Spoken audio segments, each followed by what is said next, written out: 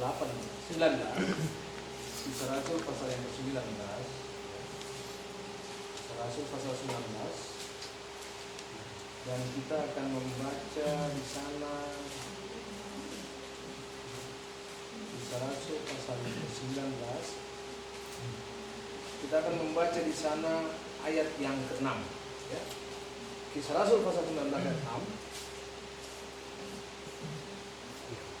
Mari kita baca bersama-sama Kisah Rasul 19 ayat 6.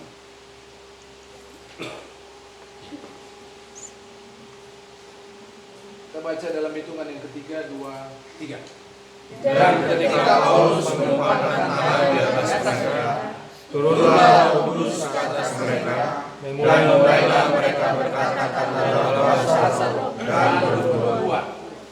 Haleluya. Ya.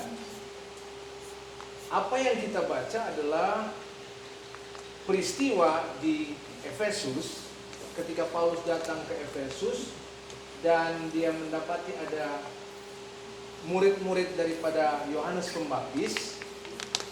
Ada kira-kira 12 orang di sana dalam ayat yang ke-7, ya. Ada kira-kira 12 orang dan mereka belum tahu tentang Roh Kudus. Lalu Paulus berbicara tentang Roh Kudus ketika dia berbicara dan mereka percaya, ya, percaya tentang Paulus menekankan bahwa mereka harus percaya kepada Yesus. Di dalam ayat yang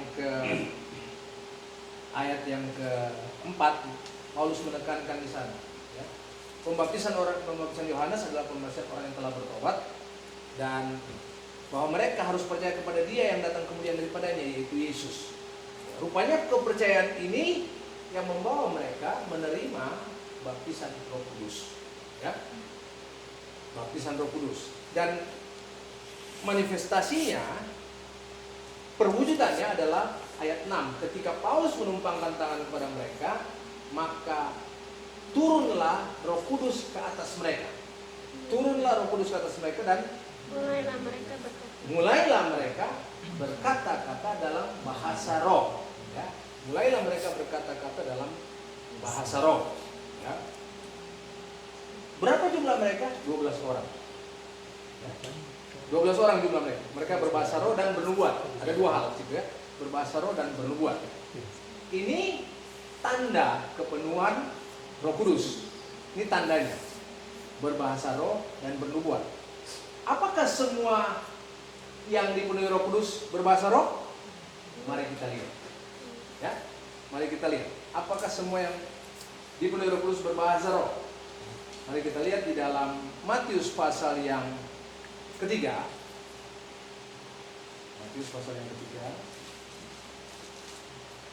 ayat yang ke-16, ya. Matius 3:16. Sesudah dibaptis, Yesus segera keluar dari air, dan pada waktu itu juga langit terbuka, dan ia melihat Roh Allah seperti burung merpati turun ke atasnya. Lalu terdengarlah suara dari surga yang mengatakan, inilah anakku yang kukasihi, kepadanya lah aku berkenan. Yesus dipenuhi Roh Kudus, ya? Yesus dipenuhi Roh Kudus, dan dilihat dari mana? Ada Roh Allah seperti burung merpati turun ke atasnya. Lalu terdengarlah suara. Terdengarlah suara yang berkata, inilah anakku yang kukasihi, kepadanya lah aku berkenan. Ini didengar oleh siapa? Yesus dan Yohanes. Ya. Orang lain nggak dengar. Lalu apa yang bisa jadi tanda bahwa Yesus dipenuhi Roh Kudus supaya orang bisa tahu?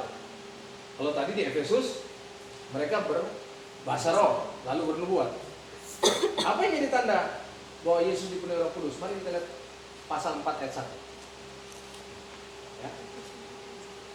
Pasal 4 ayat 1. Maka Yesus dibawa oleh Roh ke padang gurun untuk dicobai oleh iblis. Ya. Jadi tadi Yohanes dan Yesus yang melihat Roh Allah turun memenuhi dia, Roh Kudus, ya, dipenuhi Roh Kudus. Perwujudannya adalah Yesus dibawa oleh Roh ke padang gurun untuk dicobai. Ya. Artinya Yesus dikuasai oleh Roh Kudus untuk melakukan apa yang Roh Kudus mau. Sebab Yesus dibawa oleh Roh Kudus. Yesus dibawa oleh Roh. Rohnya di situ Roh besar. Ya. Yesus dibawa oleh Roh. Roh apa? Roh tadi yang memenuhi dia, Roh Kudus. Dibawa ke padang gurun untuk dicobai. Jadi Yesus dikuasai oleh Roh Kudus, dibawa ke padang gurun untuk melakukan apa yang Roh mau. Kan dikatakan untuk dicobai, ya, untuk dicobai oleh iblis. Ya. Nah, ini tanda yang kedua. Tanda yang kedua. Berapa lama dia dikuasai oleh Roh? Ini penting untuk kita memahami. Ayat kedua berkata, dan setelah berpuasa 40 hari 40 malam, akhirnya laparlah Yesus. Ya. Mari kita perhatiin ayat ketiga, karena ayat ketiga ini berhubungan dengan ayat pertama. Lalu datanglah si pencoba itu dan berkata kepadanya, jika engkau anak Allah, perintahkanlah supaya batu-batu ini menjadi roti. Ya. Tadi ayat 1 berkata, dia dibawa oleh Roh ke padang gurun untuk dicobai oleh iblis. Kapan dia dicobai? Setelah berpuasa 40 hari. Jadi dia dikuasai oleh Roh selama 40 hari untuk dicobai oleh iblis. Karena dia selesai berpuasa 40 hari baru dicobai. Jadi dia dikuasai oleh Roh. Jadi ada satu durasi, ada satu masa yang panjang dikuasai oleh Roh. Ya, 40 hari lebih. Karena selesai berpuasa baru dia dicobai. Ya. Ini tanda kepenuhan Roh Kudus. Tanda yang kedua. Ya. Tadi yang pertama berbahasa roh. Ya. Saya biasanya mulai dari sini, berurutan. Baru ke Kisah Rasul 2, baru ke Kisah Rasul 19, ke Kisah Rasul 10. Ya. Nah, sekarang lalu kita lihat pada tanda yang ketiga. Kita kembali pada Kisah Rasul. Kisah Rasul pasal yang kedua. Kisah Rasul pasal yang kedua. Ya. Kisah Rasul 2 ayat saya baca ayat 2 ya. Kisah Rasul 2 ayat 2. Tiba-tiba turunlah dari langit suatu bunyi seperti tiupan angin keras yang memenuhi seluruh rumah di mana mereka duduk. Dan tampaklah kepada mereka lidah-lidah seperti nyala api yang bertebaran dan hingga pada mereka masing-masing. Maka penuhlah mereka dengan Roh Kudus, lalu mereka mulai berkata-kata dalam bahasa-bahasa lain seperti yang diberikan oleh Roh itu kepada mereka untuk mengatakannya. Ya. Jadi ini yang hari Pentakosta. Ini kita sedang kalangan Pentakosta. Pentakosta ini ada doa 10 hari. Saya menyelenggarakan doa 10 hari secara online. Udah ini hari terakhir. Nah, inilah yang jadi patokan selama ini. Jadi patokan, kenapa? Inilah pertama kali Roh Kudus dicurahkan. Roh Kudus dicurahkan memenuhi janji Yesus pada murid-muridnya yang dibilang janji Bapa. Nah, tandanya apa? Mereka tidak berbahasa roh, tetapi mereka berbahasa lain. Bahasa-bahasa apa itu? Ayat 9, bahasa orang Partia, Media, Elam, Mesopotamia, dan seterusnya sampai ayat yang ke-10. Ya. Bahasa-bahasa lain. Ya. Bahasa yang tidak dikuasai oleh mereka. Bahasa yang tidak dikuasai oleh mereka. Ya. Nah, ini tanda kepenuhan Roh Kudus. Pertama tadi berbahasa roh, lalu bernubuat. Tentunya ketika mereka berbahasa roh lalu bernubuat, itu ada satu durasi, ya. Ada satu durasi. Kalau sudah pernah dengar orang berbahasa roh lalu diterjemahkan, pasti itu ada satu durasi. Seminim-minimnya saya rasa mungkin 15 menit, ya. Tapi itu biasanya kalau dia terus-terusan. Tapi yang jelas ada satu durasi. Saya nggak akan menetapkan oh cuma 15 menit. Enggak. Karena itu urusan roh. Karena benang merahnya daripada ketiga tanda ini adalah orang tersebut yang dikuasai, yang dipenuhi Roh Kudus, dikuasai oleh roh. Dikuasai oleh roh untuk berbicara bahasa roh, lalu bernubuat. Yang pertama. Yang kedua, Yesus dikuasai oleh roh untuk dicobai. Ya, untuk dicobai. Atau saya terjemahkan lagi, melakukan kehendak roh itu, menguji dia. Ya. Yang ketiga, ketika rasul-rasul di Yerusalem dipenuhi oleh Roh Kudus, lalu dikuasai oleh Roh Kudus, lalu mereka berbicara dalam bahasa-bahasa lain, bukan bahasa roh, bukan bahasa roh. Menyampaikan apa? Mereka menyampaikan firman Tuhan. Ya. Mereka menyampaikan firman Tuhan. Mereka menyampaikan apa yang mereka alami, yang dijelaskan oleh Petrus berkhotbah. Ya. Mereka menyampaikan dalam bahasa-bahasa lain. Ini adalah 3 acuan yang saya pelajari dari firman Tuhan. Bagaimana kepenuhan Roh Kudus itu? Sekali lagi, benang merahnya adalah pribadi-pribadi yang dipenuhi Roh Kudus itu dikuasai oleh roh. Dikuasai oleh roh dalam durasi tertentu untuk melakukan kehendak roh. Apa itu kehendak roh? Bisa roh membawa dia untuk dicobai, diuji. Ya. Kira-kira 3 hari yang lalu kami berdoa di rumah, dan penyataannya adalah Tuhan berkata pada istri saya, secara tubuh memang kamu tidak kuat, tetapi roh pula yang membuat engkau kuat. Engkau harus bertahan dalam rohku. Ini peneguhan bagi saya. Apa? Pengertian apa yang saya dapat tentang kepenuhan Roh Kudus, bahwa apa yang dialami oleh istri saya, dia didrive oleh roh untuk mengalami hal itu. Tapi bukan roh yang membuat penyakit itu, kelemahan tubuh yang membuat penyakit itu, tetapi roh menggunakan itu sebagai sebuah ujian. Ya, sebagai sebuah ujian, penyaringan, yang bisa diterjemahkan juga sebagai baptisan Roh Kudus. Ya, yang lalu ada yang bertanya sama saya, baptisan Roh Kudus, saya bilang antikris. Kenapa saya jawab antikris? Karena kalau saya mempelajari masa-masa sekarang ini sudah mendekati.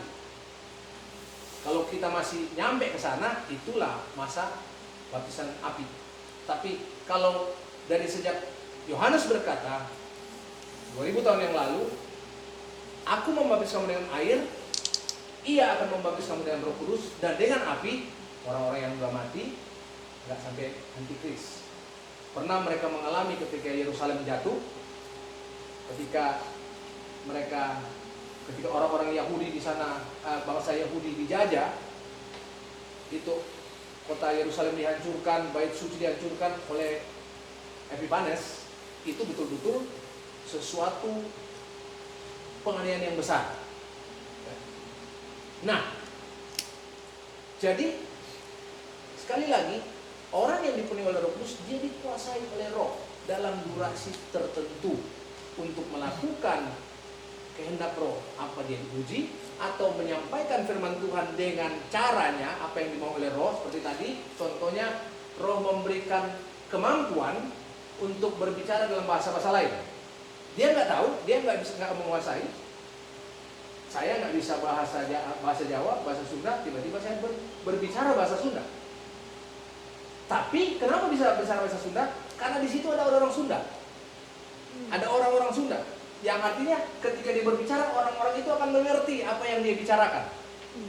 Bukan juga asal bicara. Karena roh punya tujuan. Roh memakai rasul-rasul ini untuk berbicara dalam bahasa daripada ayat 9 dan 10 tadi, Efesus 2 itu, Kisah Rasul 2 itu, karena dia mau menyampaikan langsung kepada orang-orang itu apa? Kebenaran-kebenaran firman Tuhan. Ya.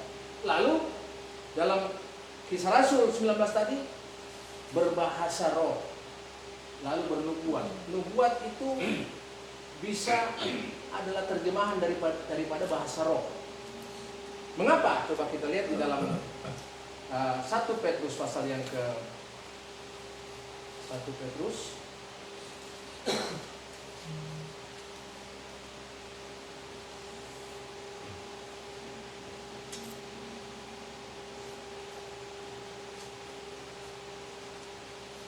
saya lewat dulu, saya lupa ayatnya. Tapi dalam kitab Petrus ya, saya lewat dulu. Tapi ayatnya berbunyi begini.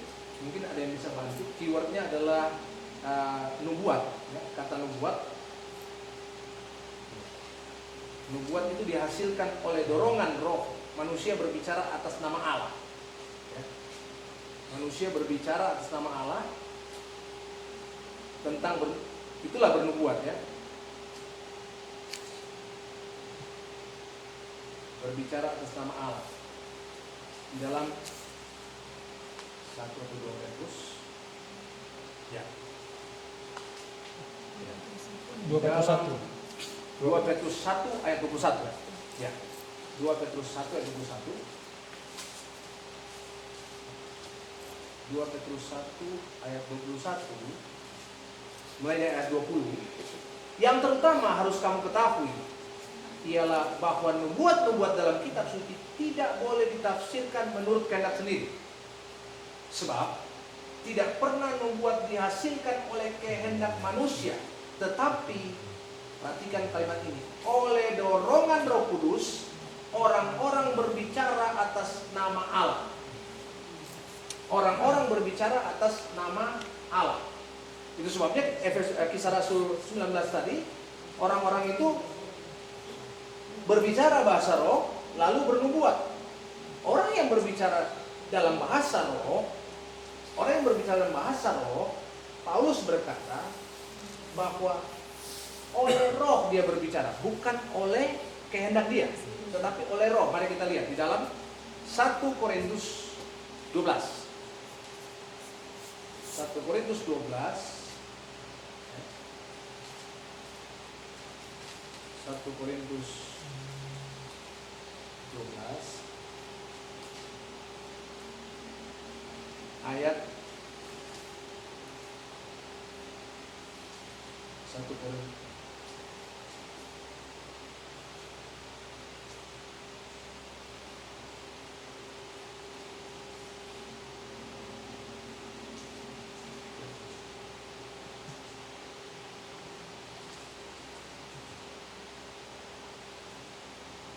Oh sorry, 1 Korintus 14 ayat 2. 1 Korintus 14 ayat 2. Siapa yang berkata-kata dengan bahasa roh tidak berkata-kata kepada manusia, tetapi kepada Allah. Sebab tidak ada seorang pun yang mengerti bahasanya. Perhatikan, oleh roh ia mengucapkan hal-hal yang rahasia. Oleh roh. Tadi kepenuhan Roh Kudus, tiga-tiga tandanya itu dikuasai oleh roh. Artinya kalau dikuasai oleh roh, apapun yang dia buat oleh roh juga, oleh dorongan roh, ya, oleh dorongan roh. Dan Paulus berkata, ketika orang berbahasa roh, oleh roh dia berbicara, ya, oleh roh dia berbicara. Sama seperti ketika Petrus berkata bahwa oleh dorongan roh orang bernubuat, berbicara atas nama Allah. Ya. Jadi soal kepenuhan Roh Kudus, soal bahasa roh, satu hal yang kita mesti perhatikan, oleh roh, bukan oleh keinginan sendiri. Mari kita lihat 1 Korintus 14 sebagai pembenaran, justifikasinya. 1 Korintus 14 ayat 14, ya. Sebab jika aku berdoa dengan bahasa roh, maka roh pula yang berdoa, tetapi akal budiku tidak turut berdoa, ya. Ketika aku berdoa dalam bahasa roh, ya, roh pula yang berdoa, akal budiku tidak berdoa. Artinya akal budinya tidak dipakai. Akal budi adalah pikiran, memorinya, kemampuan nalarnya, kemampuan dia berpikir, dia nggak pakai. Dia hanya mengalir mengikuti roh. Rohnya yang mendrive dia untuk berbicara. Makanya Paulus bilang ketika aku berdoa dalam bahasa roh, ketika aku berdoa dengan bahasa roh, roh pula yang berdoa. Tidak kupikirkan. Ya. Itu bukti apa? Dikuasai oleh roh. Walaupun dia tetap sadar. Ya, dia tetap sadar. Dikuasai oleh roh, tapi dia tetap sadar. Dia hanya mengikuti. Ya. Jangan sampai terus saya nggak tahu saya ngomong apa. Nah, ya. Karena roh tidak memaksa. Ya. Nah, itu tanda-tanda orang dipenuhi dengan Roh Kudus. Tanda-tanda orang dipenuhi dengan Roh Kudus, sekali lagi dikuasai oleh Roh untuk melakukan kehendak Roh. Seperti apa? Mungkin dia diuji, atau mungkin dia dipakai oleh Roh berbicara tentang firman Tuhan dengan kemampuan, kalau menurut apa yang kita baca tadi, berbahasa yang tidak dikuasai oleh dia, tidak dimengerti oleh dia, lalu dia bisa berbahasa roh. Nah, ini sejalan dengan apa? Ini sejalan dengan, kita lihat dalam Kisah Rasul pasal yang pertama. Kisah Rasul pasal yang pertama, ayat yang ke-8. Kisah Rasul pertama ayat 8. Tetapi kamu akan menerima kuasa kalau Roh Kudus turun ke atas kamu. Kamu akan menerima kuasa kalau Roh Kudus turun ke atas kamu. Kamu akan beroleh kemampuan. Kalau dalam bahasa aslinya itu artinya power, kuasa, kekuatan yang kalau kita lihat hasilnya, apa yang terjadi pada orang yang dipenuhi Roh Kudus, Yesus diberi kekuatan untuk apa? Untuk melawan cobaan iblis. Sudah berpuasa 40 hari, iblis bilang jadikan batu itu jadi roti. Yesus bilang apa? Nah, artinya Yesus mampu menolak apa yang dibutuhkan untuk tubuh.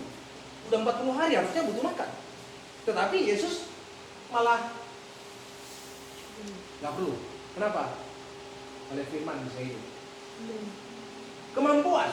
Ingat, Yesus saat itu mempunyai tubuh jasmani yang butuh makan. Jadi diberi kemampuan. Diberi kemampuan.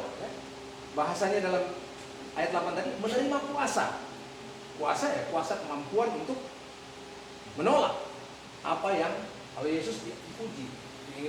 Keinginan tubuhnya, kebutuhan ya. Saya pakai bahasa kebutuhan. Lalu apa lagi? Yesus mampu menguasai diri ketika iblis berkata, ada tertulis bahwa ada janji kalau engkau jatuh, engkau akan ditada. Supaya apa? Supaya engkau tidak terantuk batu, engkau tidak luka. Ya. Tapi Yesus bilang, jangan mencobai Tuhan alam. Boleh ada janji, tapi janji itu nggak usah dikejar-kejar. Kenapa? Bapak kita nggak pernah bohong. Amin. Ya. Dia pasti menepati janji. Dia pasti menepati janji. Nah, hal yang ketiga, Yesus mampu menguasai diri, diberi kemampuan untuk menolak. Ketika iblis menawarkan dunia dengan segala isinya kepada dia, Yesus menarik garis yang jelas. Enyahlah engkau iblis. Apa? Hanya Tuhan yang boleh disembah. Tuhan gak akan ditukar dengan keinginan, keangkuhan dunia. Ya. Kemampuan. Jadi orang yang dipenuhi Roh Kudus menerima kuasa, menerima kemampuan untuk yang kita sudah dengarkan tadi, bahwa dia bisa berbahasa yang dia tidak mengerti. Kemampuan-kemampuan seperti itu. Nah, kemampuan-kemampuan seperti itulah yang berujung kepada 1 Korintus 12. Mari kita lihat. 1 Korintus pasal yang ke-12.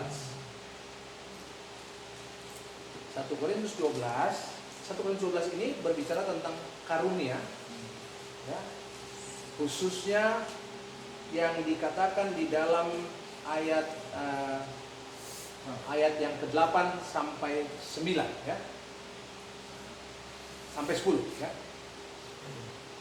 Ayat 8 sampai 10. Sebab kepada yang seorang Roh memberikan karunia untuk berkata-kata dengan hikmat, dan kepada yang lain Roh memberikan karunia untuk berkata-kata dengan pengetahuan, dan kepada seorang yang sama Ia memberikan iman, ya. Dan kepada yang lain Ia memberikan karunia untuk menyembuhkan. Ayat 10. Kepada yang seorang Roh memberikan kuasa untuk mengadakan mujizat, kepada yang lain Ia memberikan kuasa untuk bernubuat, ya. Dan kepada yang lain lagi Ia memberikan karunia untuk membedakan bermacam-macam roh. Kepada yang seorang Ia memberikan karunia untuk berkata-kata dengan bahasa roh, dan kepada yang lain Ia memberikan karunia untuk menafsirkan bahasa roh. Ini yang kalau kita dengar orang bilang 9 karunia roh, ya, kalau kita hitung 9, ya. Ini 9 karunia roh. Didapat setelah apa? Paulus berkata, ayat 7, kepada tiap-tiap orang dikaruniakan penyataan roh untuk kepentingan bersama. Sebab kepada yang seorang Roh memberikan. Ayat 8, kepada yang seorang Roh memberikan. Jadi kemampuan itu didapat setelah dia dipenuhi dengan Roh Kudus, ya. Kemampuan itu didapat setelah dia dipenuhi dengan Roh Kudus. Mengapa? Mengapa? Kita kembali lagi kepada Kisah Rasul pasal yang pertama. Kita kembali pada Kisah Rasul pasal yang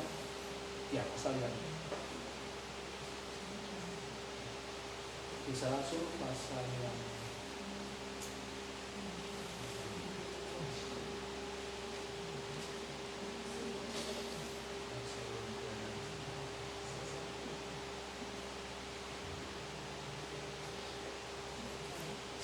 Saudara mungkin ingat ayat ini, saya lupa ayat berapa, ya.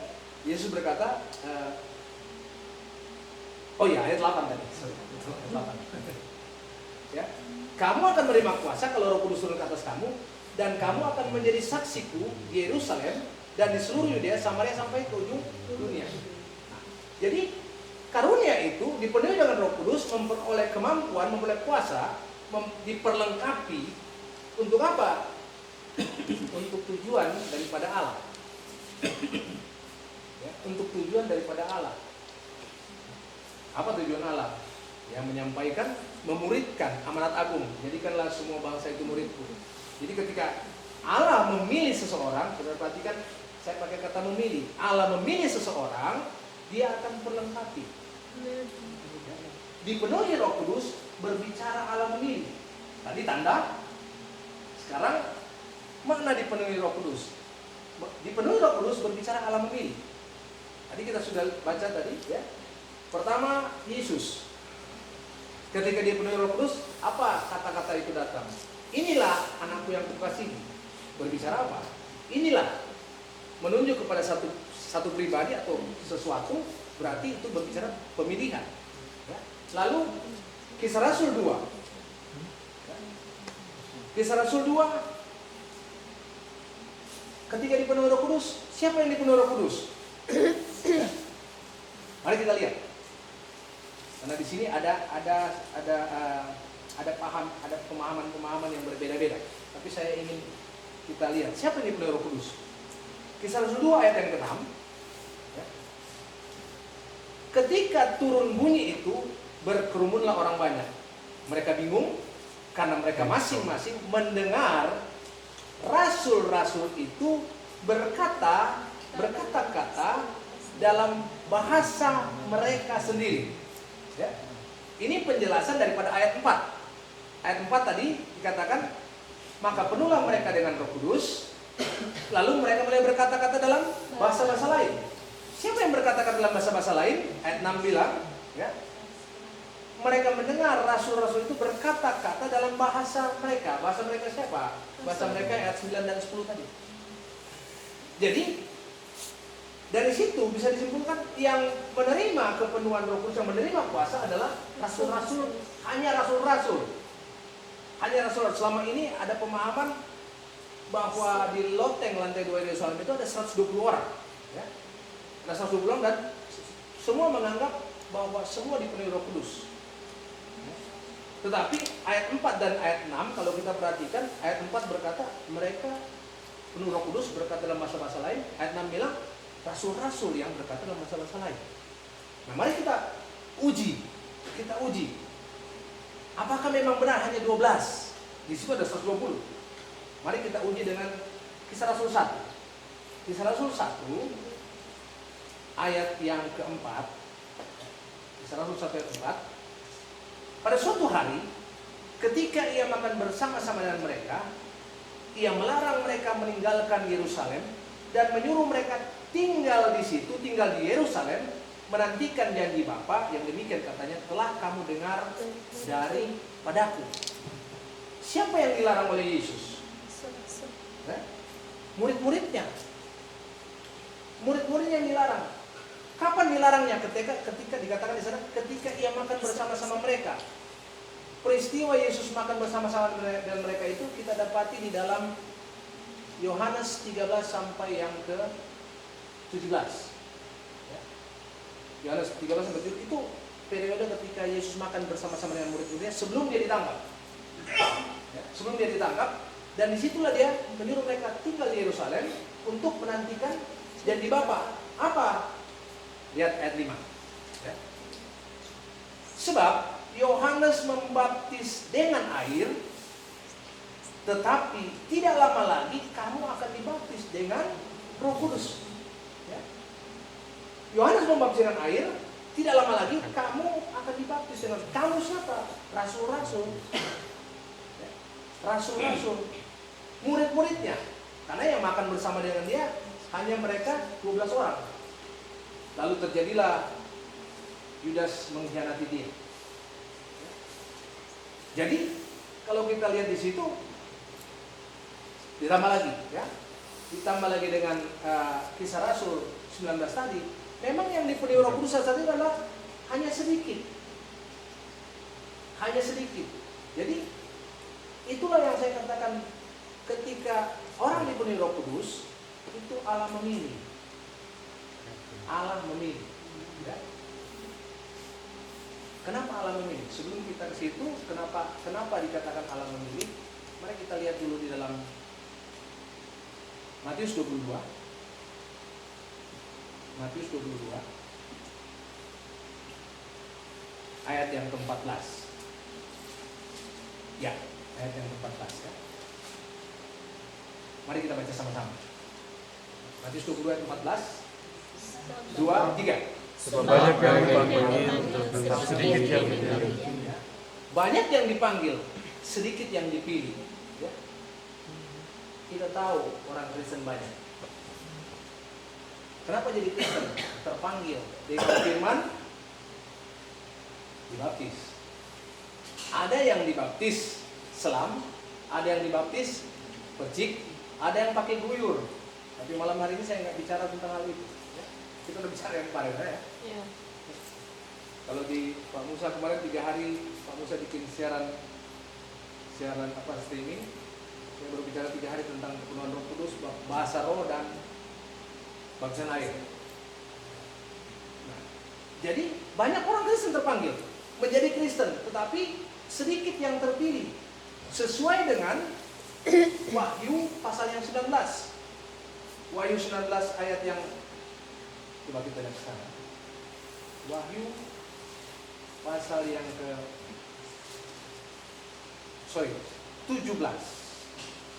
Wahyu pasal yang ke-17. Wahyu 17 ayat 14 ya. Wahyu 17 ayat 14. Mereka akan berperang melawan anak domba, tetapi anak domba akan mengalahkan mereka, karena ia adalah Tuhan di atas segala tuan dan raja di atas segala raja. Mereka bersama-sama dengan dia juga akan menang, yaitu mereka yang terpanggil, yang telah dipilih dan yang setia. Terpanggil banyak, tetapi yang dipilih berapa? Ketika contohnya kalau satu institusi buka pendaftaran, ya, diumumkan, orang banyak mendaftar, berapa yang diterima? Tentunya yang memenuhi kriteria, memenuhi persyaratan. Apa persyaratan dipenuhi dengan Roh Kudus? Waktu itu Pak, ada ya, Yohanes 14 ayat 15, 16 dan 17. Ya. Yohanes 14 ayat 15, 16 dan 17. Apa persyaratannya? Nah, coba kita lihat sana, walaupun kita sudah pernah, itu kita sekali lagi. Ini persyaratannya. Ini yang menyebabkan sedikit. Ya. Dan Yesus ketika dia menyampaikan hal ini, dia tidak bicara kepada banyak orang. Dia berbicara kepada murid-muridnya. Ya. Ingat tadi saya bilang, ini peristiwa ketika Yesus makan bersama-sama dengan murid-muridnya, mulai Yohanes 13 sampai yang ke-17. Ya. Jikalau kamu mengasihi aku, ya, jikalau kamu mengasihi aku, kamu akan menuruti segala perintahku. Ya. Aku akan minta kepada Bapa dan Ia akan memberikan kepadamu seorang penolong yang lain supaya Ia menyertai kamu selama-lamanya, yaitu Roh kebenaran. Ya. Jadi Roh kebenaran atau Roh penolong akan menyertai kamu selama-lamanya ketika Bapa kirim. Saya balik ini, ya. Roh kebenaran atau penolong itu, Roh penolong itu akan menyertai kamu selama-lamanya ketika Bapa mengirimkan. Kapan Bapa kirim? Ketika aku minta. Kenapa aku minta? Karena ketika aku melihat kamu melakukan segala perintahku. Ya. Saya balik tadi 15, 16, 17, saya balik 17, 16, 15. Jadi keputusannya ada pada Yesus. Sekali lagi, keputusannya seseorang dipenuhi Roh Kudus ada pada Yesus, ada pada Allah. Karena ada banyak orang ingin dipenuhi Roh Kudus. Ingin dipenuhi Roh Kudus, aduh capek. Merasa saya udah hidup benar, saya udah bertobat. Saya mau katakan, ketika kita merasa seperti itu, bertahanlah terus. Bertahanlah terus. Kenapa? Bukan perasaan kita yang menentukan kita akan dipenuhi Roh Kudus, tetapi penilaian Allah. Sebab Yesus berkata, kalau kamu mengasihi aku, kamu akan melakukan segala perintahku, aku akan minta kepada Bapa. Jadi ketika dia saksikan, dia ambil keputusan. Oke, beri dia dibaptis dengan Roh Kudus. Mengapa? Karena dia sudah memenuhi syarat. Dia sudah memenuhi syarat. Syarat apa? Bahwa dia kudus. Saudara perhatikan, bahwa dia kudus. Kenapa bahwa dia kudus? Ya. Ketika Yesus berkata, kalau kamu menuruti segala perintahku, ketika kita melakukan firman. Ketika kita melakukan firman, berarti kita menguduskan diri. Sekali lagi, ketika kita melakukan firman, berarti kita menguduskan diri. Kita dulu menguduskan diri. Yang dari kalau kita baptisan kemarin, baptisan air, menanggalkan manusia lama, hidup dalam pola hidup yang baru, hidup bagi Allah. Ya. Nah, itu menguduskan diri. Kita menguduskan diri, Yesus mengambil keputusan. Oke, dia kudus. Apa tanda dia kudus? Tanda dia kudus, kepenuhan Roh Kudus. Itu sebabnya Yesus berkata begini dalam Yohanes 17 ayat yang ke-17. Ya. Yohanes 17, kuduskanlah mereka dalam kebenaran. Firman-Mu adalah kebenaran. Ya, sekali lagi saya baca. Kuduskanlah mereka dalam kebenaran. Firman-Mu adalah kebenaran. Ini permintaan Yesus kepada Allah. Kuduskanlah mereka dalam kebenaran, firman-Mu adalah kebenaran. Dia lagi berdoa buat murid-muridnya. Sekali lagi, buat murid-muridnya, bukan buat banyak orang. Ini untuk menegaskan apa? Pemilihan tadi. Tidak semua. Ya. Tidak semua. Yesus minta kepada Bapa, kuduskanlah mereka dalam kebenaran, firman-Mu adalah kebenaran. Firman-Mu. Ketika Allah berkata, berarti Allah berfirman. Ya. Nah, kalau Allah berkata adalah Allah, ketika Allah berkata itu adalah firman Allah, nah Yesus bilang, kalau engkau berfirman, engkau berkata itu adalah kebenaran. Bagaimana Allah berkata? Apa permintaan Yesus? Kuduskanlah mereka. Nyatakan bahwa mereka kudus. Nyatakan bahwa mereka kudus. Ketika engkau menyatakan mereka kudus, bagaimana menyatakan mereka kudus? Baptis mereka dengan Roh Kudus. Itu maksudnya daripada ayat 17 ini. Kuduskanlah mereka dalam kebenaran, firman-Mu kebenaran. Kalau engkau berfirman, maka itu benar. Kebenaran, kalau engkau berfirman itu benar. Engkau berkata, jadi mereka kudus. Jadi kepenuhan Roh Kudus adalah meterai pemilihan, kekudusan. Itu sebabnya Rasul Paulus dalam Efesus 1 ayat yang ke-13, Efesus 1 ayat 13, ya, dia berkata,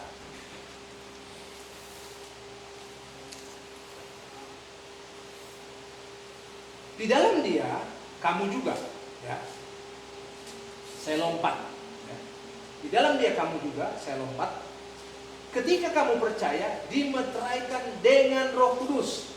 Dimeteraikan, Paulus pakai kata-kata dimeteraikan dengan Roh Kudus yang dijanjikan itu.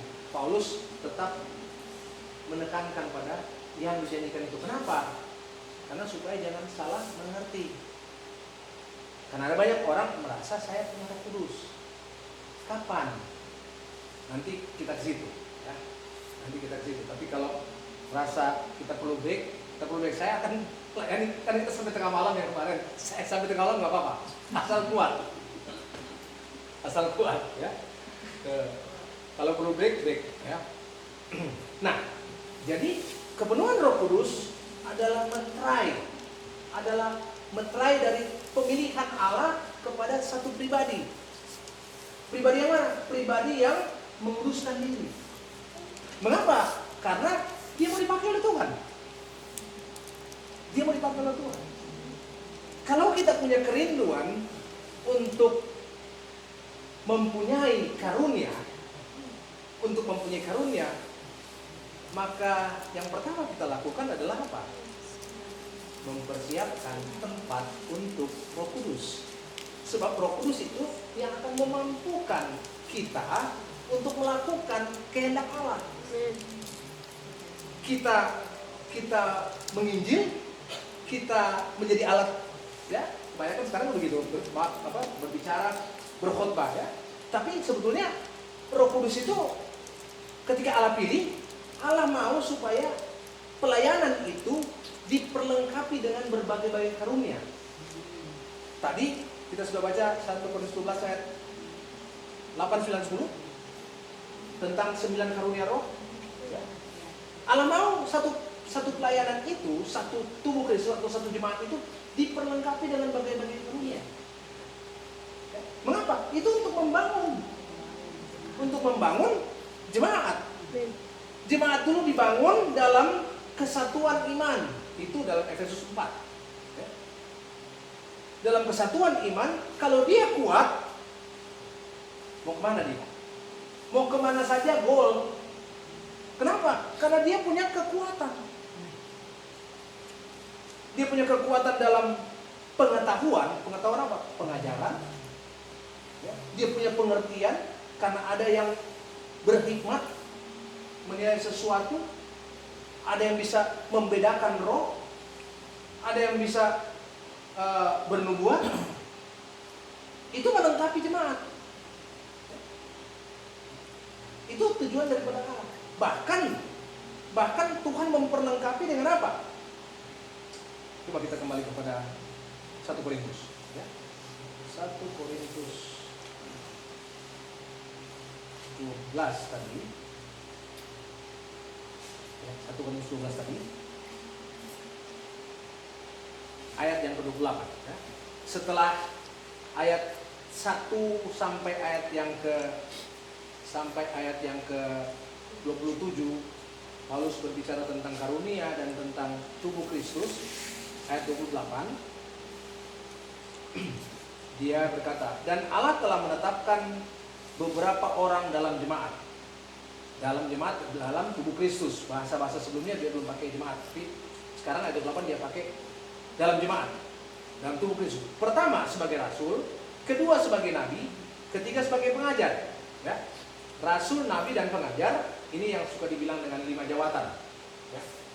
Nah, selanjutnya mereka yang mendapat karunia untuk mengadakan mujizat. Ini bagian daripada 9 karunia. Dari ayat 8 sampai ayat yang ke-10. Ya.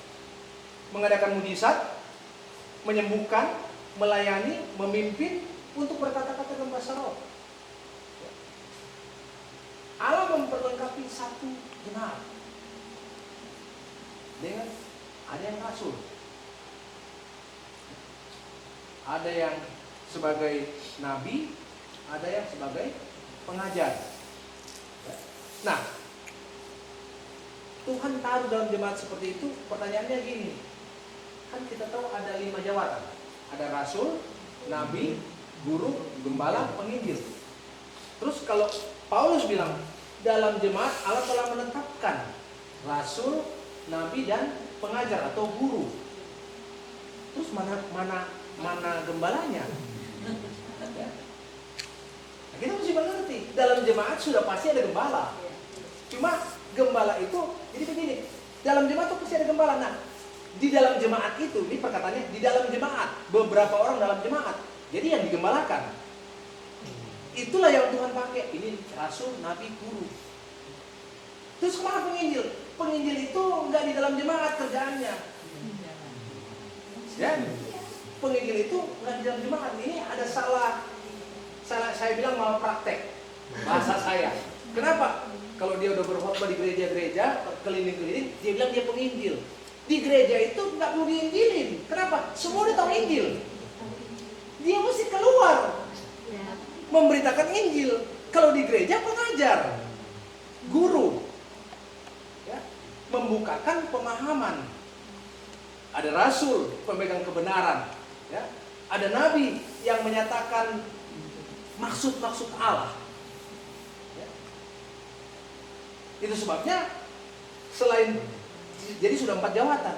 Allah perlengkapi dengan karunia-karunia. Untuk apa? Sekali lagi, supaya untuk kepentingan bersama. Dalam ayat yang ke-7 dalam kepentingan bersama. Apa? Membangun tubuh Kristus.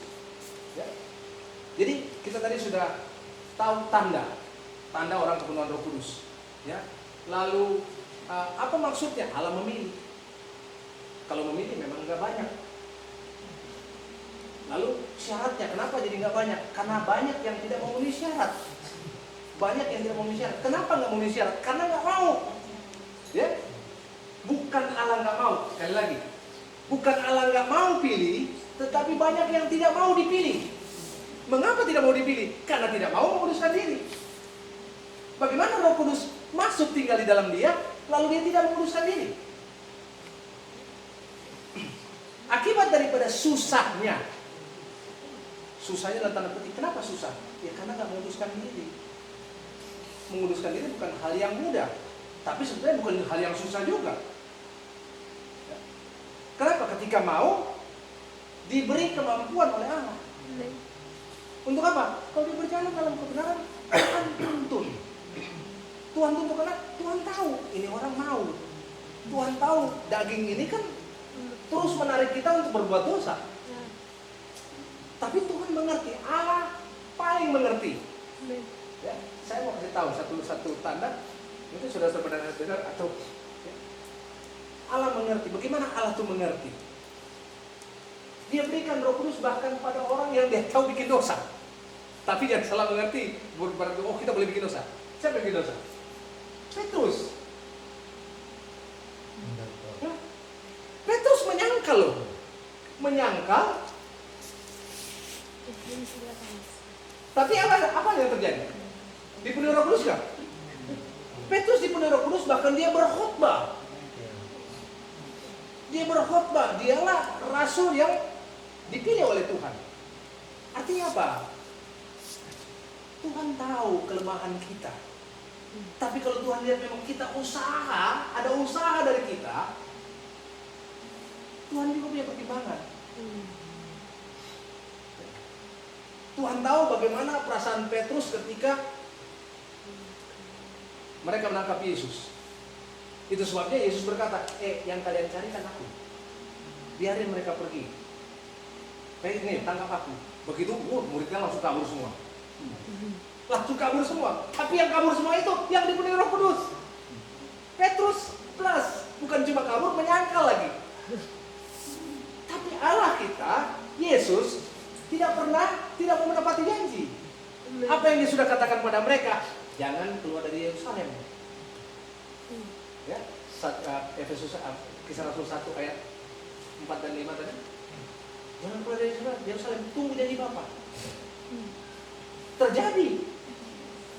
Tapi sekali lagi, ya, jangan lalu menjadi pembenaran kita untuk tinggal dalam kelemahan.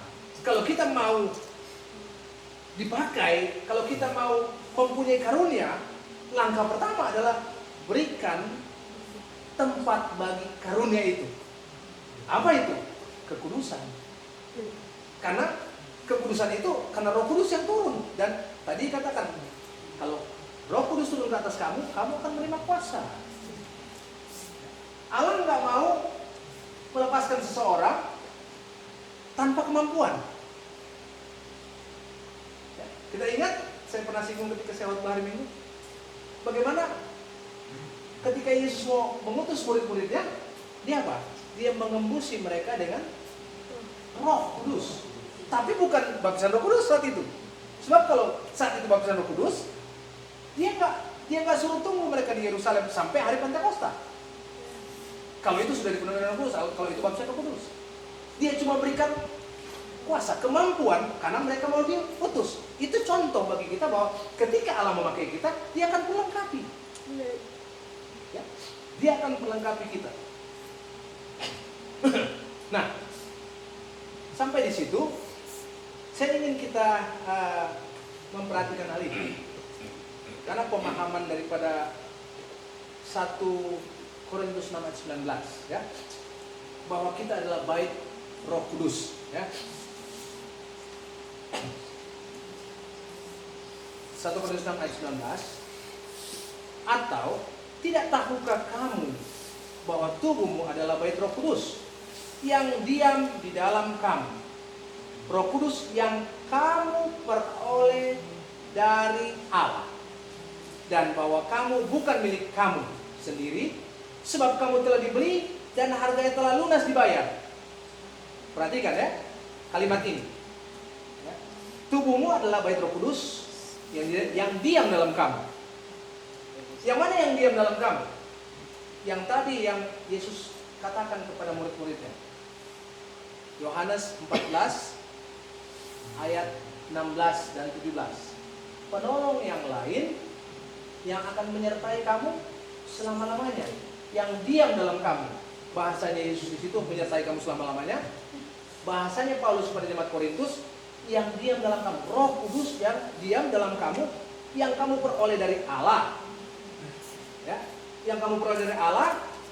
Perhatikan ayat 20. Sebab kamu telah dibeli dan harganya telah lunas dibayar. Penjelasan daripada Paulus tentang Roh Kudus yang diam dalam kamu itu dalam ayat 20. Kamu telah dibeli dan hargamu telah lunas dibayar. Dibayar oleh apa? Oleh kematian Kristus. Jadi Roh Kudus yang didapat mereka setelah kematian Kristus. Roh Kudus yang didapat mereka setelah kematian Kristus. Nah, kenapa saya berbicara tentang hal ini? Karena pemahamannya tentang ayat 19 ini begini. Bukan punya Roh Allah. Kan kita hidup karena Roh Allah. Mari kita perhatikan satu ayat saja seperti tadi. Paulus berkata di dalam 1 Korintus 14 ayat 14. Ketika aku berdoa dalam roh, rohku yang berdoa. Roh siapa? Rohnya Paulus. Rohnya Paulus yang berdoa. Roh apa? Roh manusia. Roh manusia yang mana? Mari kita lihat. ketika Allah menciptakan manusia, dia bikin patung. Ya, patung ini yang terus kelihatan kayak kita, belum hidup, lalu Allah menghembuskan rohnya atau nafas hidup. Jadilah manusia itu. Lalu manusia itu kita bilang dia punya tubuh, jiwa, dan roh. Ya. Tadinya tubuh, patung itu tubuh. Allah kasih roh, dia hidup, itulah ada jiwanya. DNA-nya itu roh yang Allah kasih. Roh keabadian, makanya jiwanya itu nggak mati. Yang mati itu tubuh ketika jatuh dalam dosa. Nah, roh itulah yang membuat manusia berketurunan. Roh itu yang membuat manusia berketurunan. Kan ketika Habel dan siapa kakaknya? Kain. Saya lupa. Kain, Allah nggak musim lagi. Melalui proses yang Allah telah tetapkan, jadi. Tapi tidak terlepas daripada roh yang Allah berikan untuk kehidupan. Dan itu menjadi roh manusia. Menjadi roh manusia. Itu sebabnya Paulus berkata dalam Efesus 4, ketika kamu menerima pengajaran dalam dia, kamu belajar mengenal dia, lalu kamu menanggalkan manusia lama, ya, yang akan menemui dasarnya, kamu dibaharui dalam roh dan pikiranmu. Efesus 4 ayat 21, coba lihat. Efesus 4 ayat 21.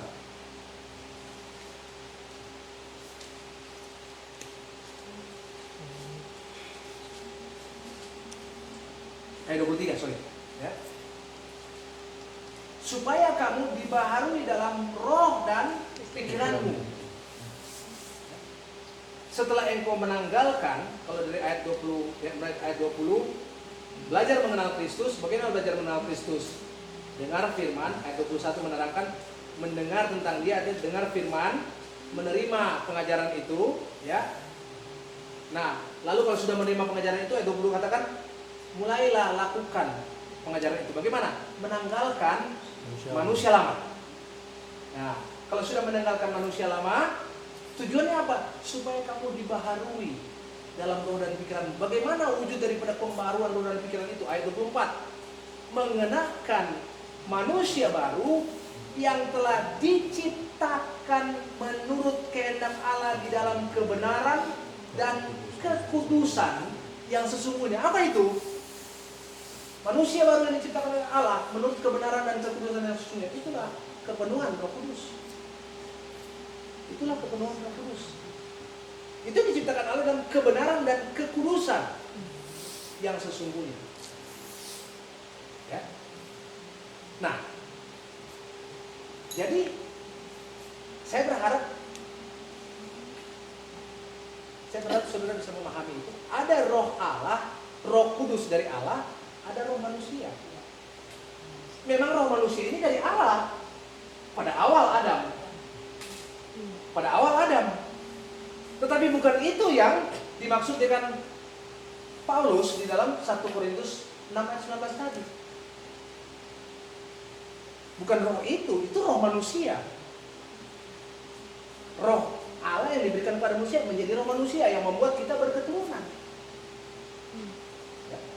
Tapi yang dimaksud oleh Paulus dalam 1 Korintus 6 ayat 19, itulah Roh Kudus yang diterima untuk diam dalam kita karena kita sudah ditebus. Perhatikan kata ayat 20. Kita sudah ditebus. Sudah lunas dibayar. Ya. Ya, oke. Jadi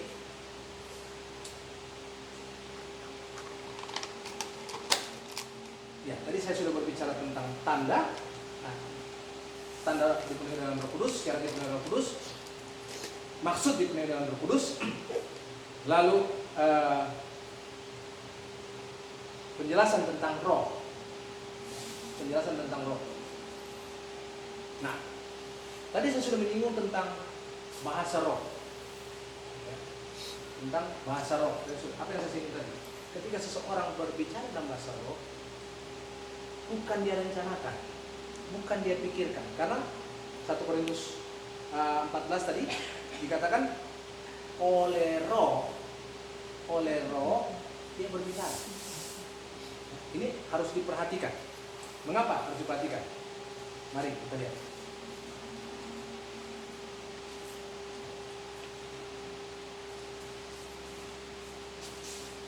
1 Korintus 14 ayat 2. Ini yang harus diperhatikan.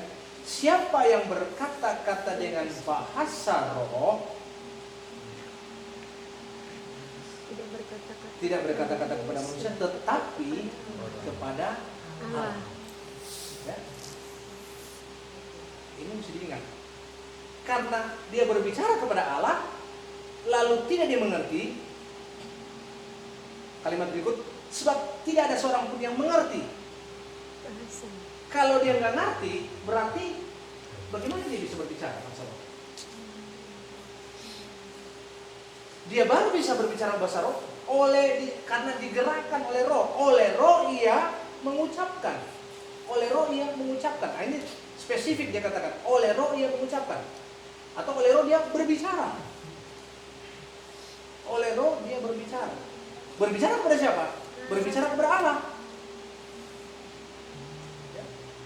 Berbicara kepada Allah. Tadi saya katakan ini mesti diperhatikan. Kenapa? Kita bisa dari ketika orang berbahasa roh, dia sedang berbicara kepada Allah. Lalu dia tidak didrive, dia tidak digerakkan oleh keinginannya sendiri, tetapi oleh roh dia berbicara, mengucapkan. Jadi nggak bisa di create sendiri, tetapi oleh roh dia berbicara. Berbicara kepada Allah, artinya jangan dipermainkan. Saya Pak Gultom, saya nggak tahu bahasa Batak. Terus saya mau sok akrab dengan Pak Gultom.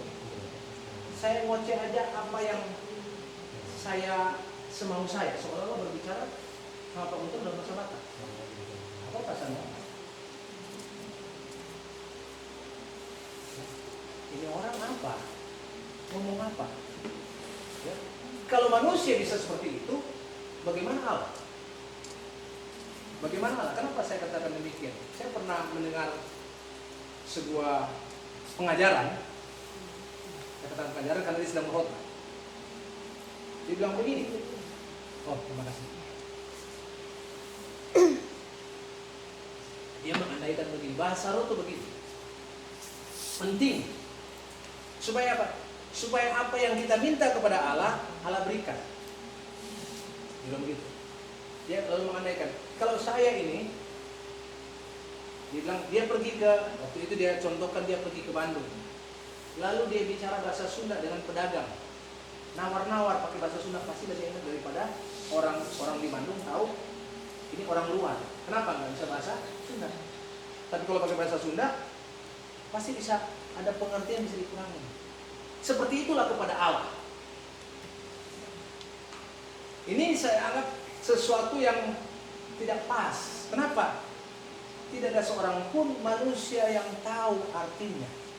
Ya? Sebab tidak ada seorang pun mengerti bahasanya, tapi oleh roh. Jadi bukan karena kita ingin ngomong apa. Kita nggak perlu ngomong. Paulus bilang dalam Roma, kita nggak perlu ngomong, Allah tahu. Coba kita lihat Roma pasal yang ke 8. Roma pasal yang ke-8 ya. Roma pasal yang ke-8 ayat 26. Demikian juga roh membantu kita dalam kelemahan kita. Sebab kita tidak tahu bagaimana sebenarnya harus berdoa. Tetapi roh sendiri berdoa untuk kita kepada Allah dengan keluhan-keluhan yang tak terucapkan. Rohnya di sini roh besar. Jadi Roh Kudus yang berdoa untuk kita.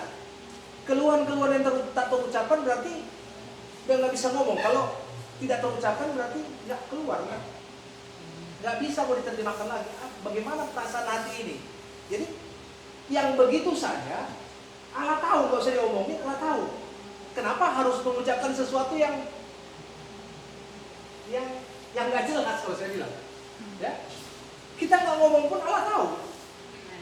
Ya. Kenapa harus mengucapkan sesuatu yang Allah juga nggak tahu? Ya. Lalu ketika saya berbicara demikian, Allah juga nggak tahu, orang itu dalam bilang, bukankah Allah mengerti segala kata? Ya. Bukankah Allah mengerti? Betul Allah mengerti segala kata. Tetapi kalau engkau merasa apa yang engkau ucapkan itu bahasa roh, itu salah. Kenapa? Tidak ada seorang pun yang mengerti bahasanya. Itu Paulus katakan, tidak ada seorang pun yang mengerti bahasanya. Kalau engkau berkata seasal-asalnya, apakah itu bahasa roh? Jangan bilang bahasa roh, bilang aja bahasa ngarang-ngarang. Ya kan? Bilang sama Allah, Tuhan, saya mau berbicara kepadamu, karena saya tidak tahu bahasa roh, saya bicara bahasa ngarang-ngarang. Sesuka saya, toh engkau mengerti bahasa apa yang diucapkan oleh manusia. Saya pikir begitu. Jadi ini yang harus kita pahami dan kita mengerti bahwa Allah punya tujuan ketika Dia membaptiskan dengan roh, ketika Dia memberikan kepenuhan Roh Kudus, Dia punya tujuan. Kalau baptisan air, ya, baptisan air itu dipersiapkan untuk menerima baptisan Roh Kudus. Ya. Di mana ayatnya? Itu tadi Kisah Rasul 19 ayat 6. Ketika Paulus menumpangkan tangan kepada mereka setelah mereka dibaptis. Setelah dibaptis, Paulus menumpangkan tangan lalu mereka dipenuhi Roh Kudus. Jadi bisa ditafsirkan sebagai baptisan air itu mempersiapkan mereka untuk menerima baptisan Roh Kudus. Baptisan Roh Kudus dipersiapkan untuk menerima baptisan api. Apa itu baptisan api? Baptisan api adalah, saya beri contoh saja yang mudah, ya. Kita tahu bahwa Yesus berkata, Matius 16 ayat 21, ya.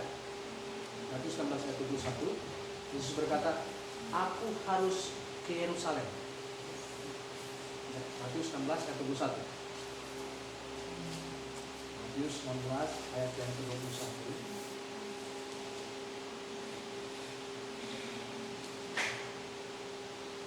Aku harus pergi ke Yerusalem, menanggung banyak penderitaan dari pihak tua-tua, imam-imam kepala, ahli-ahli Taurat, lalu dibunuh dan dibangkitkan pada hari yang ketiga. Ini teladan baptisan api yang diberikan oleh Yesus. Penderitaan yang saya bilang melalui ayat ini, penderitaan yang direncanakan oleh Allah. Penderitaan apa? Penderitaan tubuh. Penderitaan lahiriah yang direncanakan oleh Allah. Kenapa direncanakan? Karena Yesus bilang, aku harus ke Yerusalem, menanggung banyak penderitaan. Dari mana Yesus mulai berbicara begitu? Ayat 21 berkata, sejak waktu itu. Sejak waktu itu, sejak waktu kapan? Kita mundur, kita maju kepada ayat yang ke 15, ya. Sejak waktu kapan? Sejak waktu Yesus mulai bertanya, ayat 15, kepada mereka, apa katamu, siapakah aku ini? Maka jawab Simon Petrus, engkau adalah Mesias, anak Allah yang hidup. Lalu Yesus berkata kepadanya, berbahagialah engkau Simon bin Yunus, sebab bukan manusia yang menyatakan itu kepadamu, melainkan Bapakku yang di sorga. Jadi Yesus dapat pengakuan dari Allah, pengakuan dari Allah dan deklarasi kepada, melalui Petrus, deklarasi kepada murid-murid yang lain siapa Yesus. Dan ketika dideklarasikan itu, Yesus langsung bilang apa? Aku harus ke Yerusalem. Aku harus ke Yerusalem menanggung banyak penderitaan. Jadi akibat dari dia dengar itu, dia tahu langkah berikutnya apa. Dia tahu langkah berikutnya mau kemana dia. Itu sebabnya saya menerjemahkan baptisan api itu sebagai Allah memuliakan. Tapi kemuliaannya lewat apa? Lewat baptisan api. Kenapa dimuliakan? Karena Yesus bangkit dari kematian. Bangkit dari kematian itu kemuliaan. Kemuliaan bangkit daripada kematian. Nah, baptisan api itu saya udah beralih di baptisan api. Baptisan api ini tadi saya katakan Allah rencanakan. Kita tahu bahwa Yesus beberapa kali mau dilempar batu mau dibunuh oleh orang-orang Farisi dan ahli-ahli Taurat. Tetapi selalu nggak jadi. Ya? Udah mau dilihat, Yesus pergi aja. Kenapa bisa pergi dan tidak terjadi? Karena belum waktunya. Karena belum waktunya. Kenapa? Dia belum diserahkan. Coba kita lihat. Di dalam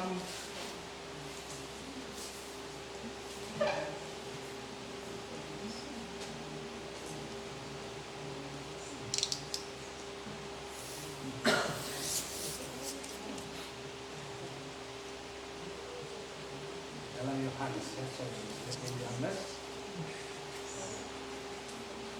Yohanes pasal yang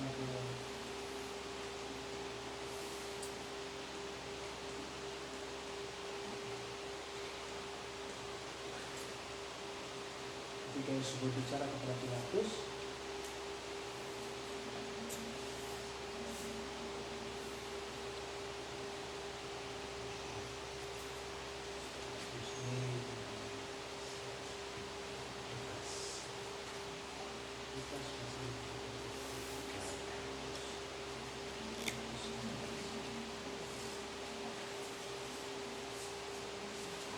perkataan Yesus bahwa engkau tidak berkuasa atasku kalau tidak diserahkan.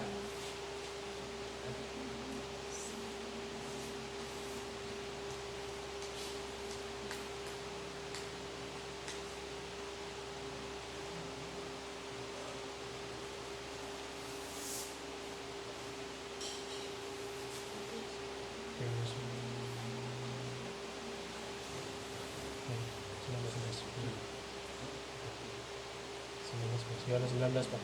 Ya? Yohanes 19 ayat 11. Yohanes 19 ayat 11. ayat 11. Ya. Ya.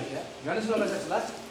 Engkau tidak mempunyai kuasa apapun terhadap aku jikalau kuasa itu tidak diberikan kepadamu dari atas. Artinya apa? Yesus bilang kalau Allah Bapa nggak serahkan, engkau nggak punya kuasa, nggak bisa bikin apa-apa atasku. Jadi apa yang diterima oleh Yesus karena Allah sudah serahkan. Jalanin. Itu sebabnya saya ketika ada yang bertanya baptisan api itu Indonesia, iya. Ketika sampai pada waktunya, karena pada saat itulah orang-orang Kristen diserahkan. Tetapi Allah punya cara untuk menyelamatkan orang-orang yang percaya. Allah punya cara. Dan dia apa? Dikatakan sana yang bertahan sampai akhir. Ya. Saya cukupkan sampai di situ. Baptisan apinya sampai di situ dulu. Kalau ada yang mau bertanya, silakan.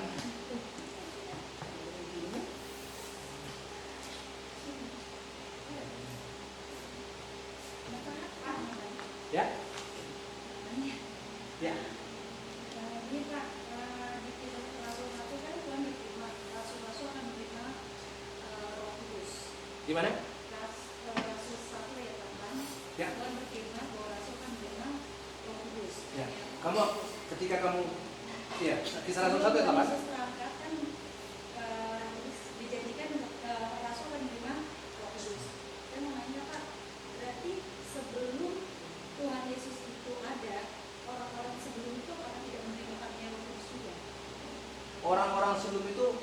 mereka menerima karunia Roh Kudus. Jadi orang-orang di zaman perjanjian lama. Orang-orang zaman perjanjian lama. Orang-orang zaman perjanjian lama ada contoh dipenuhi Roh Kudus. Ada, tapi bahasanya tidak Roh Kudus, hanya dipenuhi oleh Roh Allah atau Roh. Contoh Saul, ya, Saul. Lalu siapa lagi? Nabi-nabi. Nabi-nabi itu dipenuhi Roh Kudus. Kenapa? Mereka berbicara atas nama Allah. Tapi tidak semua. Nah, apa? Ya, oke, itu. Jadi sebenarnya roh yang sama itu. Roh yang sama. Cuma hanya hanya beda penyampaiannya. Jadi kalau di perjanjian lama roh itu hanya tertentu, sekarang makin meluas. Kalau dulu nabi-nabi, ya nabi-nabi Allah pilih sendiri, ya sama juga. Ini pemilihan juga. Tetapi sekarang kalau nabi-nabi itu kan pemimpin agama lah bangsa Israel, ya. Kalau sekarang bukan cuma pemimpinnya. Di dalam jemaat Allah menetapkan, ya, rasul, nabi, guru, kemudian yang mempunyai karunia menyembuhkan, mujizat, berbahasa roh, menafsirkan, membedakan bahasa roh. Jadi makin meluas, bisa terima sesuai dengan Yoel.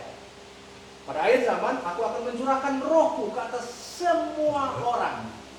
Perkataannya semua orang, ya, teruna-teruna, orang tua, orang muda, semua orang. Perjanjian lama, ya itu nabi-nabi aja. Gitu. Ya berarti Pak, saya bilang sama Mas, berarti roh itu sebenarnya tercurah bagi kita tuh sejak ada zaman Yesus. Ya. Ada di Yesus. Jadi itu masih karunia ya Pak. Bagaimana? Roh itu sejak Kita terima nih. Kalau dulu kan perjanjian lama itu hanya orang-orang beriman. Nah. Kalau sekarang kan jemaat pun menerima roh itu. Berarti jemaat pun menerima roh itu. Berarti itu terjadi setelah adanya Yesus. Ya, setelah adanya Yesus. Kenapa? Karena Yesus berkata, Yohanes 16,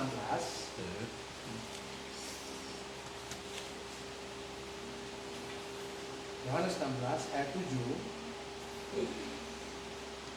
Namun benar yang kukatakan ini kepadamu adalah lebih berguna bagi kamu jika aku pergi. Sebab jikalau aku tidak pergi, penghibur itu tidak akan datang kepadamu. Tetapi jikalau aku pergi, aku akan mengutus dia kepadamu.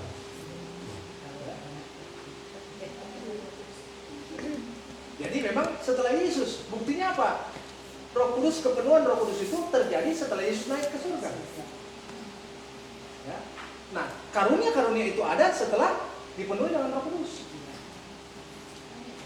Itu waktu saya kemarin di acara streamingnya Pak Musa, ada yang bertanya, dapatkah orang berbahasa roh tanpa berdoa?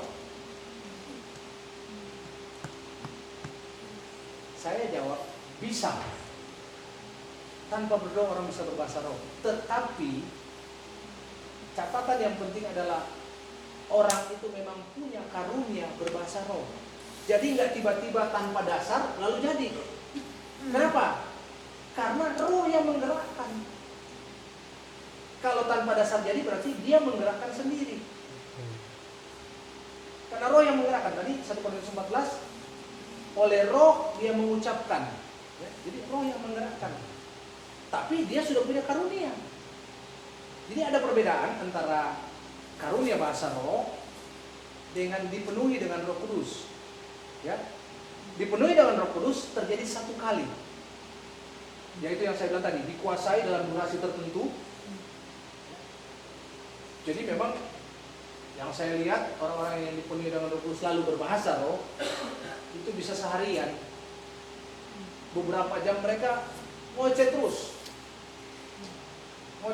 berbahasa roh. Biar disela itu dia bisa, tapi ini kalau dia nggak ngomong terus itu dia berbahasa roh. Itu peneguhan bagi apa yang saya mengerti. Dalam satu durasi dia berbahasa roh.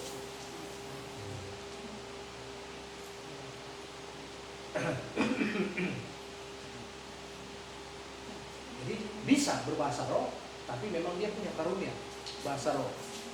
Nah, karunia bahasa roh, dia tidak terus-terusan. Cuma ketika roh memang mau berbicara, dia bicara. Dia mau berbicara, dia akan berbicara. Jadi tetap benang-benangnya adalah tetap dia dikuasai oleh roh.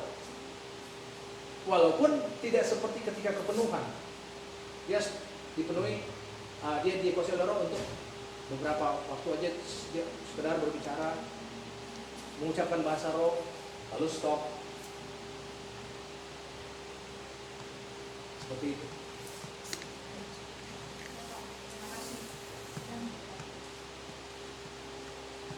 Ada lagi? Ya. Begini Pak, banyak manusia atau orang-orang mempunyai karunia bahasa roh masing-masing ya. Bagaimana? Banyak kan manusia itu punya roh karunia masing-masing, roh. bahasa karunia kan.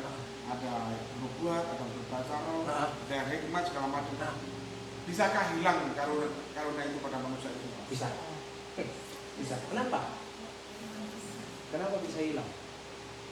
Karena dia hilang dasarnya tadi Pak. Sebelum dia menerima karunia itu apa yang dia bikin? Dia persiapkan dirinya kekudusan. Jadi kalau dia tidak jaga itu, roh itu yang mundur. Dia mundur. Nah ini yang membuat banyak orang-orang yang berkarunia akhirnya